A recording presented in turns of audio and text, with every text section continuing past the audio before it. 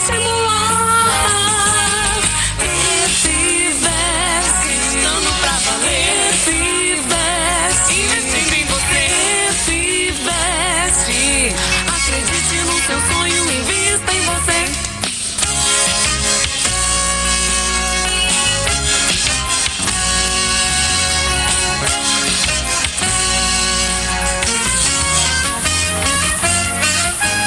Chegada a hora, sem demora, acreditar e realizar, conquistando seus objetivos, de passar no vestibular. Fiveste, estudando pra valer. Fiveste, investindo em você.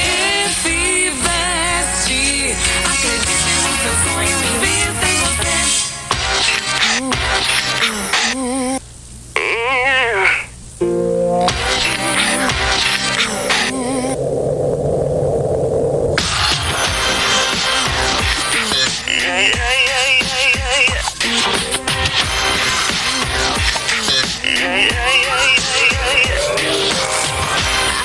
I did it again. I made you believe we're more than just friends. Boa tarde! A Kenny, essa coisa da Kenny eu não gostei. Pessoal, é isso aí, mais um sábado no Ligado no Vestibular pra gente se sintonizar no FVest. E o Alexandre tá aqui, a Kenny tá aqui, vai, continua. Perdi a prática depois de 2 sábados. Pois é, o José Mildes retornou, mas não tá com toda a força. José Mildes, o que aconteceu? Nada, porque eu não gostei desse boa tarde gritando. Ô, José Mildes, então saúda seus alunos de outra forma. Eu sei. E aí, Alexandre, hoje eu já procurei no texto aqui do Alexandre, boa tarde, José Mildes, boa tarde, Kenny. A gente não encontrou. A gente não encontrou, mas assim, ele disse que tá nervosinho, já perguntou 1000 vezes se é ele que vai dar aula. Eu, claro que é, a Priscila que não é, né? Você já olhou o mar, Alexandre? Como tá? Já, lindo aqui, a vista aqui é maravilhosa. Boa tarde, pessoal. Boa tarde, Kenny. Boa tarde, José Mildes. Pessoal, tudo bem? José Mildes, o que é que tu pretende fazer comigo aqui de lado? Ô, otário, vá.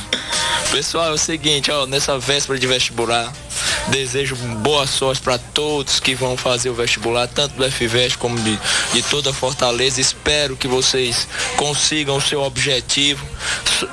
Não tenham sempre em mente que a luta é o que vale, tá? Vocês devem procurar sempre o objetivo de vocês, e o vestibular faz parte da vida da gente, a gente tem que enfrentar ele de frente, não desistir, procurar orar muito, rezar, né Kenny, para conseguir o objetivo da gente.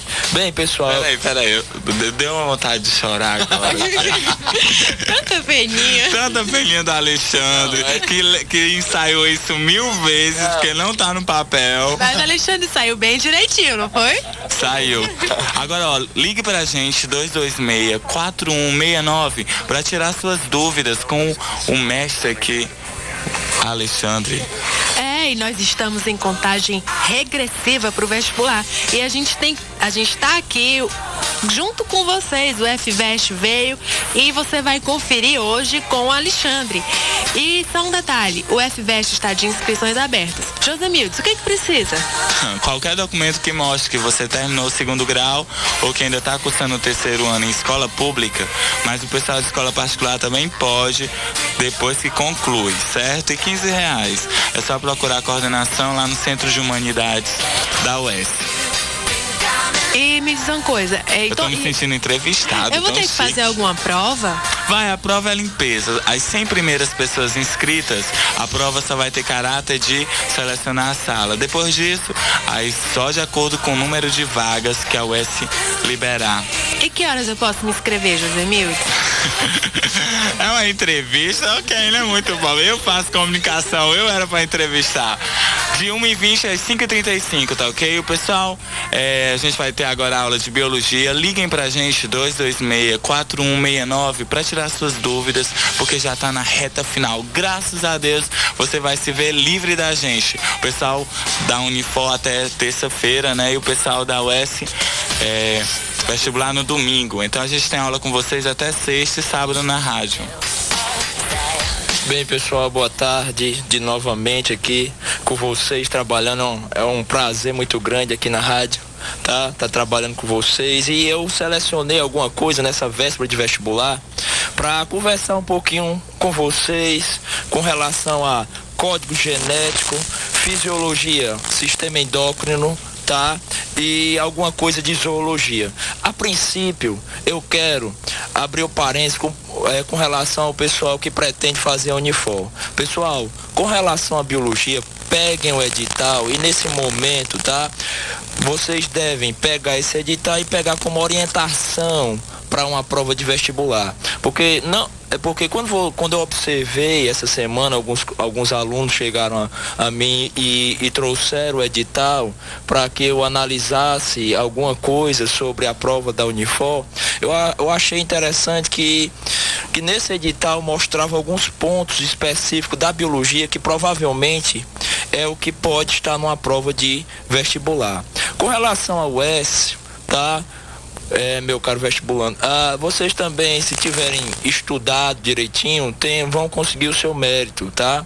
Manter a calma na hora da prova. Esse momento é um momento que você deve manter a calma, tá? Revisar aquilo que já foi dito, aquilo que já foi estudado e tentar ter calma, que com certeza você conseguirá o seu objetivo. Bem, a princípio, essa história de código genético que eu selecionei não foi por acaso, porque durante toda a semana e alguns dias anteriores também, a gente viu falar muito sobre o Projeto Genoma, tá?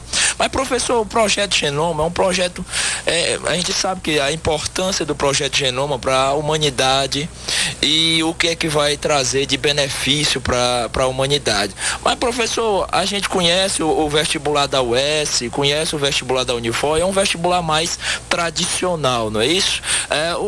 Se a gente for falar em termos de Projeto Genoma, a princípio, para você entender o Projeto Genoma, você tem que ter base com relação ao código genético. Então, pensando numa prova de um vestibular da UES, uma prova que levando em conta os vestibulares passados, ou seja, um vestibular mais tradicional, eu escolhi esse primeiro ponto para a gente discutir um pouco sobre o código genético e o seu funcionamento. Bem, pessoal, se a gente fala no Projeto Genoma, desde 1987, vem se estudado esse projeto no intuito de mapear o código genético. Se a gente fala em código genético, você tem que lembrar de duas coisas importantes que fazem parte desse código, que seria o DNA, tá? Que a gente encontra a nível de núcleo da célula. A gente tem que se localizar primeiro a nível de citologia, é uma matéria importantíssima, tanto para o UES como na Unifor, a matéria de citologia. A princípio, DNA e também falar um pouco sobre os RNAs. Professor, essa história, tá, de código genético começa a princípio no DNA, tá? Mas, professor, quando a gente fala em mapear o código genético que corresponde ao Projeto Genoma, a princípio, ao mapear, ao descobrir toda a sequência de DNA, a gente pode ampliar esse estudo e encontrar proteínas. Professor, qual é o intuito, a princípio, que eu posso tirar de proveito do Projeto Genoma? Meu amigo, se você tem o código genético, tá? Mapeia todo o DNA, vai ter como consequência, tá? Desse mapeamento, você descobrindo a sequência de DNA, você vai ter o quê? Uma proteína. Mas, professor, para que eu vou estudar a proteína? Bem, colegas, é o seguinte, algumas doenças, tá? Tem como princípio uma proteína diferente, uma toxina, algumas. Se eu descobrir, tá, o problema aonde está a nível de núcleo, a nível de DNA, logicamente eu vou poder corrigir esse defeito, essa proteína que está sendo sintetizada está me prejudicando. Além disso, outras doenças, tá? Outras doenças que a gente conhece mais, tá? Como, por exemplo, doenças a nível genético, como o câncer, tá? Agora, assim, de Down, né? Que se descobriu até o cromossomo específico que tem a ver com a síndrome de Down, etc. A gente vai poder manipular, né, todo o material genético com o intuito da cura de diversas doenças. Bem, a princípio nós temos o DNA, né? Vamos nos localizar no núcleo, localizar o DNA e a partir desse DNA começar a nossa história. A partir desse DNA, pessoal, nós vamos sintetizar o RNA, tá? Esse RNA vai ser uma cópia, tá? Que vem a partir do núcleo do DNA. Do núcleo, vamos continuar, tá? Vamos chegar ao final, que é o que? A síntese de proteína. Esse RNA, olha lá, sai do núcleo, migra em direção ao citoplasma. Chegando no citoplasma, ele vai acontecer o quê? Vai acontecer no estágio final, tá? A síntese de proteína. Então, a princípio, eu posso pensar o seguinte: professor, o DNA tem a ver com a síntese de proteína? Logicamente que sim. Só que o DNA não sai do núcleo. A síntese de proteína acontece aonde? No citoplasma. Então essa informação chega no citoplasma através de quê? Do RNA. Bem, mas quando a gente fala em RNA, ácido ribonucleico, nós temos, tá, 3 tipos: RNA mensageiro, RNA transportador e RNA ribossômico. Resumindo essa história, tá? Esse RNA mensageiro é o que vai sair do núcleo. Saiu a partir de quem? Do DNA. Chegando no citoplasma, esse RNA mensageiro, tá? Tem como intuito de quê, meu amigo? Uma informação química, observe que é uma informação química que está saindo do núcleo indo em direção ao quê? Ao citoplasma. Esse RNA mensageiro, meu amigo, ele é que guarda a sequência de quê? De aminoácidos de uma proteína. Professor, quer dizer que uma proteína tem o quê? Aminoácidos. A sequência de aminoácidos que determina uma proteína. Meu amigo, se eu mudo a posição de um aminoácido dessa sequência, eu tenho uma proteína diferente. Então observem que esse código genético é específico, tá? Então eu tenho a princípio DNA, depois RNA mensageiro, que migra para o citoplasma, tá? E esse RNA mensageiro é que determina a sequência de aminoácidos e, consequentemente, uma proteína específica. Mas, professor, esses aminoácidos vão chegar a nível de ribossomo. Por quê, pessoal? Porque é neste ribossomo, lembrando, né? O pessoal lá do FVS, citologia, as organelas, tá? Tenham cuidado com isso na prova do vestibular. As organelas e as suas funções, tá? As várias funções das várias organelas que a gente encontra, que a gente estuda na citologia, nós temos que guardar que esse ribossomo tem a ver com o quê? Diretamente com a síntese proteica.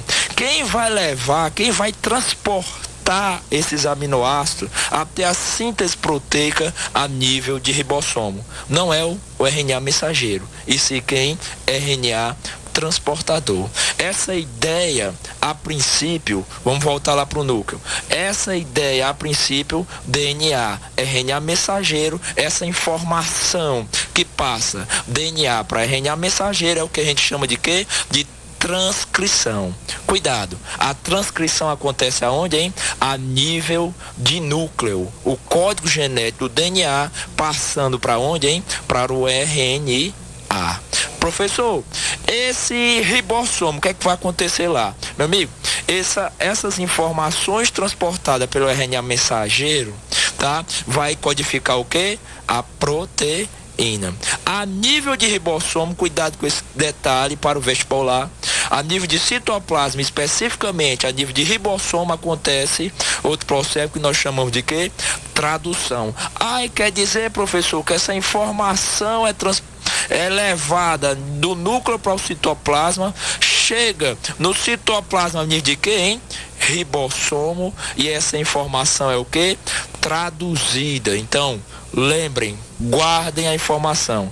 Transcrição a nível de núcleo, tradução a nível de citoplasma. Professor, o que é que eu posso, tá, guardar um pouco mais de informação sobre isso aí? Para fixar melhor essa leve informação que eu passei para vocês, já que eu me preocupei em pegar algum ponto dentro do edital que vocês recebem véspera de vestibular, com o intuito de levar também para a atualidade essa história do projeto Genoma, então a história do código genético. Bem, professor, me mostre, me diga pelo menos a nível de rádio uma questão que eu posso mais ou menos basear no que ele pretende pedir, que ele poderia pedir numa prova de vestibular. Ouçam, ao ser sintetizada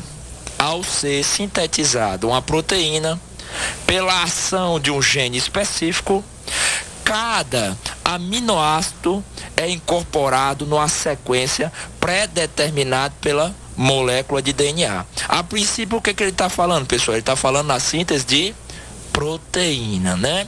A princípio ele está falando da informação vinda de onde, hein? Do DNA. Olha aqui a pergunta, qual o fator mais importante para que o aminoácido seja colocado na posição correta durante essa síntese? Como eu falei para vocês, a informação está vindo do DNA através de quem? Do RNA mensageiro. Quem determina essa sequência de aminoácidos específica é quem? Vamos ver lá. Letra A, DNA polimerase. O DNA polimerase é uma enzima importante, tá? Na duplicação do DNA. Tá? Não seria a resposta. RNA polimerase? Não. A RNA polimerase também é outra proteína que serve para quê? Para sintetizar RNA a partir de DNA. Olha aqui a opção C, RNA mensageiro. Então, pessoal, é RNA mensageiro. Vamos ver lá. Letra D, ATP. E letra E, concentração de aminoácidos. Qual seria a opção? Letra C de casa. Quer dizer, professor, que essa sequência de aminoácido, tá? Que vai determinar uma proteína específica, essa é o fator mais importante na sequência. Colocar esse aminoácido na posição correta é quem? É o RNA mensageiro. Espero que esse primeiro conteúdo que a gente acabou de falar um pouco para vocês tenham relembrado alguma coisa e continuem revisando, que daqui a pouco eu vou falar mais outro ponto importante para vocês, que são os hormônios, tá? Vou passar aqui pro meu amigo José Mills, que tá aqui do meu lado, desapareceu, agora apareceu do meu lado aqui. E aí, mas você cospe o microfone todinho, assim não dá, né? Pessoal, olha, a gente quer falar pra todo mundo que tem que ficar calmo, tem que assistir todas as aulas, porque a gente fica triste quando vê que vocês ficam nos corredores, saem mais cedo, arranjam mil desculpas pra não assistir todas as aulas. E é necessário, a gente tá na reta final, já em cima do vestibular. Lembra daquela história? Você tem que mostrar para Deus e o mundo o seu nome no vestibular, tá ok? Então você pode. Por que que todo mundo passa e você não? Tá bem pertinho da sua vez. Não perca tempo. Não fique perdendo aula por besteiras, tá ok? Você tem que passar no vestibular. A vaga é sua. Com certeza, basta você acreditar nela, tá ok? Lembra, acredite no seu sonho, invista em você. A gente torce a cada dia por vocês. Tá bom? Eu sei que já vieram falar até uma história, sabe? Sabe, Alexandre, que o pessoal disse que o cursinho aqui, eu e a Kenny, a gente faz muita propaganda. Aí lá em cima, os José Mills não aparecem muito nas salas, mas é porque eu não posso chegar lá falando com vocês, dizendo que a gente se preocupa com vocês, porque eu não vou atrapalhar a aula do Alexandre. Mas a gente tá do lado de vocês sempre, não é isso, Kenny? Com toda certeza, a gente está aqui, a gente está torcendo, a gente está vindo para a rádio, trazendo o melhor para você. E Kenny, tem dúvidas aí? Como é que é? Tem uma dúvida aqui pro Alexandre.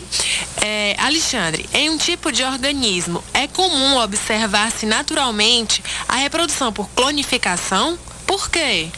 Pessoal, é o seguinte, essa informação foi bastante interessante no intuito de falar em clonagem, né? O que é que, a princípio, para a gente responder essa pergunta, como é que seria nisso a resposta? Clonificação, a gente lembra o quê? Clonagem. A clonagem é a cópia do indivíduo. Cópia em que sentido? Em termos de material genético. Vamos pegar, a princípio, uma célula. Uma célula que tem um material diploide, uma célula diploide. Uma célula diploide o que é, professor? Se a gente pensar em uma célula humana possui células diploides, vamos dizer 2N igual a 46 cromossomos. Se a gente pega, não a espécie humana, mas um organismo mais simples, tá? Um protozoário que tenha outra célula, outro organismo que seja diploide. Se a gente pegar essa célula e ela fosse reproduzir, essa célula pode se reproduzir de duas formas, ou de mitose ou de meiose. Qual é a diferença, professor? Meu amigo, na meiose, vamos falar a princípio que a resposta é a partir de mitose. Na meiose eu tenho uma célula diploide que vai se dividir dando duas células, o quê?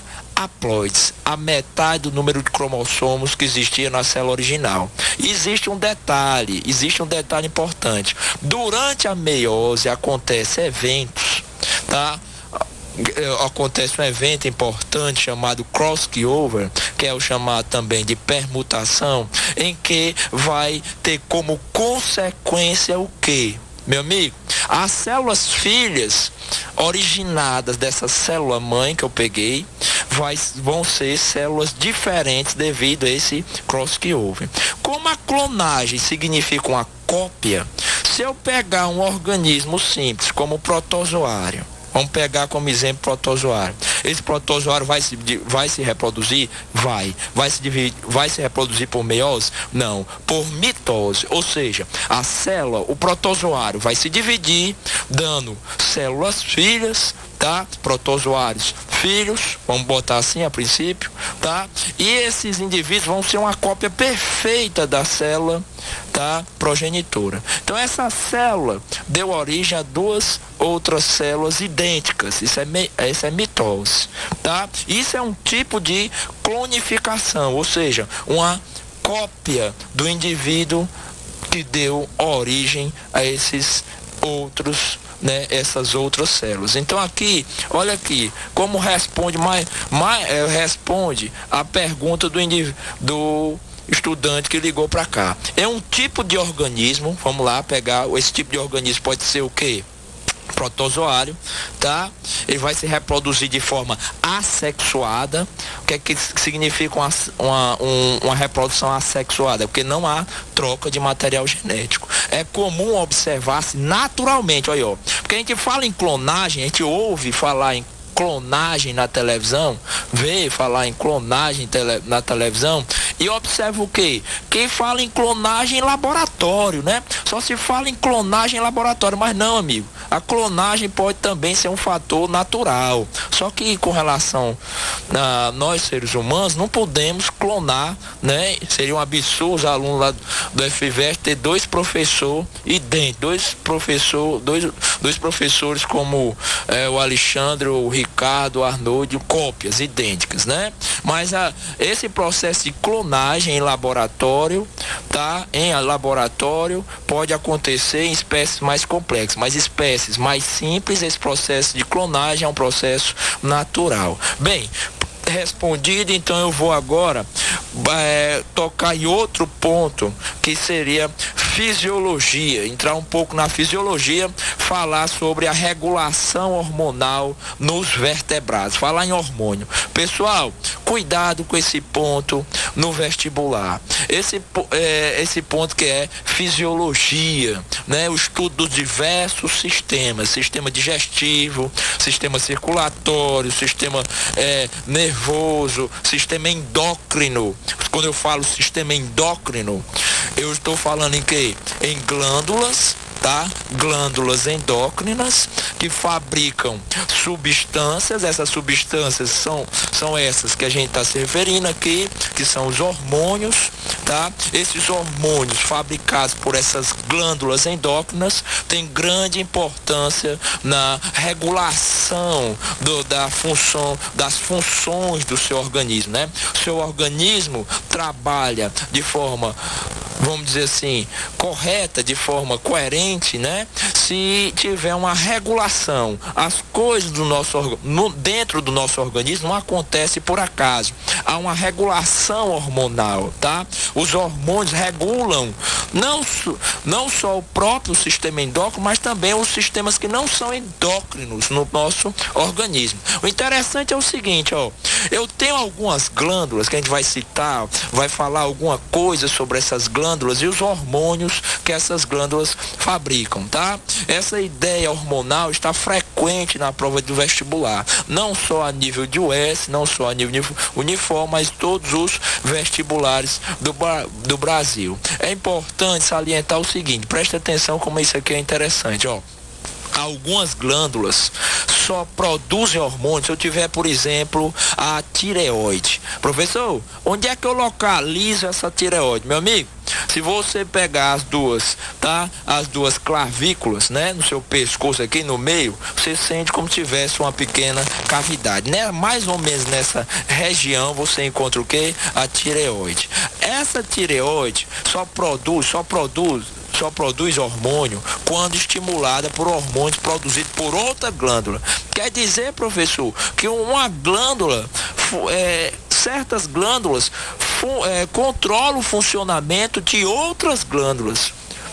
Que história é essa? Vamos pegar a hipófise. Professor, a hipófise é uma glândula, tá? O menino pergunta, professor, o que é esta hipófise? É uma glândula? Bem, é uma glândula pequenininha, tá? Localizada a nível de encéfalo, mais especificamente, se você pegar o livro, tá? Você vai ver a localização anatômica. Nos livros de 2º grau menciona alguma coisa sobre isso, que é chamada de célula turca ou fossa hipofisiária, que seria uma região do crânio onde eu encontraria essa pequena glândula. Essa pequena glândula, que é a hipófise, regula o funcionamento dos diversos órgãos, ou seja, das diversas glândulas, tá? Do nosso organismo. Professor, como é o nome desses hormônios que saem da hipófise que regula o funcionamento de outras glândulas? São os hormônios trópicos, tá? Hormônios trópicos. Quais são eles? Olha aqui. Tireoidotrópicos.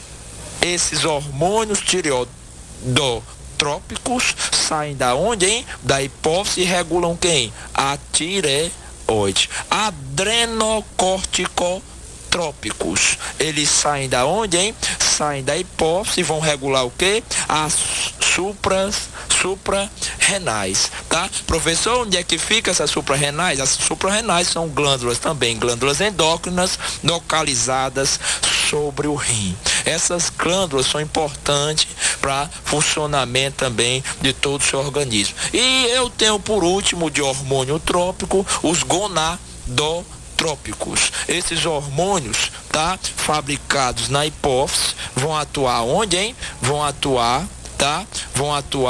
a nível de gônadas, ou seja, de gônadas masculinas e femininas. Professor, quais são as gônadas masculinas? São os testículos. E as gônadas femininas, os ovários. Professor, o senhor pode citar alguns hormônios produtores alguns órgãos produtores de hormônios no vertebrado? Posso. Vamos citar aqui a hipófise, a tireoide, a paratireoide, as suprarrenais, o pâncreas e as gônadas. Professor, essa hipófise produzem quais hormônios? Vamos lá, pessoal, falar alguma coisa de hipófise, porque recentemente, não falha a memória, acho que no Globo Repórter, Globo Repórter falou alguma coisa sobre um hormônio chamado STH, ou seja,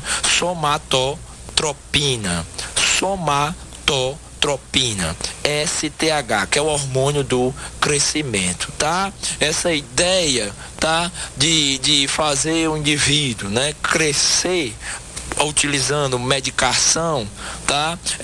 É bastante divulgada na mídia, né? Essa ideia de uso de substâncias no crescimento do indivíduo, tá? O tratamento desse indivíduo. Professor, essa glândula hipófise, também conhecida como glândula pituitária, ela tem duas regiões, ou seja, dois lobos. Um lobo, se a gente pegar, olhem pro espelho, você está vendo, né, seu reflexo. A parte anterior, a hipófise é pequenininha, você não consegue ver a hipófise que está dentro da sua cabeça. Vou já abrir a cabeça do Josemir, se eu pudesse mostrar para vocês a hipófise dele, mas não dá para mostrar aqui, né? Mas você vê a parte anterior da hipófise, que é chamada de adenohipófise, e a parte posterior, que é chamada de neurohipófise. Essa adenohipófise, pessoal, que é essa parte anterior da hipófise, produz um número de 6 hormônios, tá? 4 deles hormônios trópicos, ou seja, hormônios que regulam outras glândulas, e 2 hormônios não trópicos, né, que não tem a ver com a regulação de outras glândulas. Quais são os hormônios trópicos e o que é que o senhor tem a acrescentar sobre isso aí? Olha lá, hormônios trópicos, todo mundo ouvindo aí. FSH, tá? FSH, que é também conhecido como folículo estimulante. LH, luteinizante, tá? TSH, que é tireoideu-trópico, tá? E eu tenho também citei todos, né? O ACTH, adrenocorticotrópico, tá? Esses 4 primeiros hormônios, o FSH, o LH, o ACTH, o TSH, cuidado com essas siglas, tá, pessoal? Porque no vestibular ele costuma usar essas siglas com relação a hormônios. Esses hormônios são o quê, hein? Trópicos, tá? Mas, professor, quais são os hormônios não trópicos? Hormônio do crescimento, STH, tá? E a prolactina. Professor, eu sei que tem uma série